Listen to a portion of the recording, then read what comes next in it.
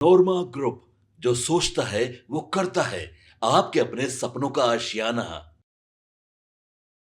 देश के उपराष्ट्रपति जगदीप धनखड़ के अचानक इस्तीफे ने भारतीय राजनीति में हलचल मचा दी है। मॉनसून सत्र के पहले ही दिन उनसे इस अप्रत्याशित कदम ने सियासी गलियारों में सनसनी फैला दी है। सूत्रों के अनुसार यह इस्तीफा जस्टिस यशवंत वर्मा के खिलाफ विपक्ष समर्थित महाभियोग नोटिस से जुड़ा हो सकता है, जिसे धनखड़ ने राज्यसभा में आगे बढ़ाने में महत्वपूर्ण भूमिका निभाई थी। इस घटनाक्रम में न केवल केंद्र सरकार और उपराष्ट्रपति के बीच तनाव को उजागर किया, बल्कि कई सवाल भी खड़े कर दिए हैं। सूत्रों का कहना है कि सरकार की रणनीति थी कि जस्टिस यशवंत वर्मा के खिलाफ महाअभियोग प्रस्ताव पहले लोकसभा में पेश किया जाए ताकि इसका राजनीतिक लाभ उठाया जा सके, लेकिन धनखड़ ने इस प्रस्ताव को विपक्ष के समर्थन से राज्यसभा में शुरू करवाया, जिसने सरकार की योजनाओं पर पानी फेर दिया। एक वरिष्ठ कांग्रेस नेता ने खुलासा किया कि धनखड़ ने स्वयं विपक्षी नेताओं से संपर्क कर 63 सांसदों के हस्ताक्षर के साथ इस प्रस्ताव को आगे बढ़ाया। खास बात यह रही कि इस प्रस्ताव पर एनडीए के किसी भी सांसद का समर्थन नहीं था, जिसने धनखड़ के इस कदम को सरकार के खिलाफ एक साहसिक कदम के रूप में स्थापित किया। धनखड़ ने अपने इस्तीफे का आधिकारिक कारण स्वास्थ्य समस्याओं को बताया, लेकिन राजनीतिक विश्लेषकों और विपक्ष का मानना है कि यह कदम केंद्र सरकार के साथ बढ़ते तनाव का परिणाम है। राज्यसभा की बिजनेस एडवाइजरी कमेटी की बैठक में धनखड़ द्वारा महाभियोग नोटिस की जानकारी सदन को देना सरकार के लिए अप्रत्याशित था। माना जा रहा है कि भाजपा का शीर्ष नेतृत्व इस कदम से नाखुश था, जिसने धनखड़ को इस्तीफा देने के लिए मजबूर कर दिया। प्रधानमंत्री नरेंद्र मोदी की प्रतिक्रिया भी इस पूरे प्रकरण में चर्चा का विषय बनी। इस्तीफे के 15 घंटे बाद पीएम ने सोशल मीडिया पर एक संक्षिप्त और औपचारिक बयान जारी किया, जिसमें उन्होंने लिखा, श्री जगदीप धनखड़ जी को भारत के उपराष्ट्रपति सहित कई भूमिकाओं में देश की सेवा करने का अवसर मिला है। मैं उनके उत्तम स्वास्थ्य की कामना करता हूँ। इस बयान की संक्षिप्तता और देरी ने धनखड़ और केंद्र सरकार के बीच तनाव की अटकलों को और हवा दी। जगदीप धनखड़ के इस अप्रत्याशित इस्तीफे ने न केवल राजनीतिक हलकों में हलचल मचाई है, बल्कि यह भी सवाल उठाया है कि क्या यह केंद्र सरकार और संवैधानिक पदों के बीच बढ़ते टकराव का परिणाम है।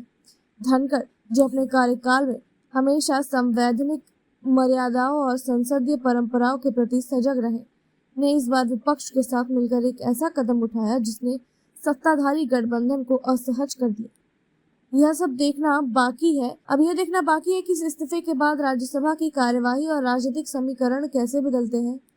क्या यह घटनाक्रम विपक्ष को और मजबूती देगा या फिर यह सत्ताधारी दल के लिए एक नई रणनीति का आधार बनेगा? समय ही इसका जवाब देगा। साथ ही सूत्रों के अनुसार यह भी बताया जा रहा है कि नीतीश कुमार अब उपराष्ट्रपति बन सकते हैं। आपको बता दें कि बीजेपी के कई नेता ने यह दावा किया है कि नीतीश कुमार उपराष्ट्रपति बन सकते हैं। अभी बिहार में मॉनसून सत्र चल रहा है और मॉनसून सत्र के दूसरे दिन कई नेताओं का बयान आया कि नीतीश कुमार उपराष्ट्रपति बन सकते हैं। अब देखते हैं, विधानसभा चुनाव पास है, आगे इस मामले में आगे और क्या कुछ होता है। मामला बहुत गर्म है, रोज रोज कुछ न कुछ नए मामले सामने आ रहे हैं, कुछ न कुछ आरोप प्रत्यारोप लग रहे हैं, कुछ न कुछ बातें निकल कर सामने आ रही है। लेकिन देखते हैं इस मामले में आगे और क्या कुछ अपडेट आता है। तब तक के लिए आप देखते रहिए भारत लाइव। आपके सपनों को हमने सजाया है, ई होम्स पैनोरामा को हमने बनाया है। ई होम्स मेरा एक सपना था जिस पे मैं पिछले 4 साल से काम कर रहा था। हमने जो बनाया है वो सबने है माना।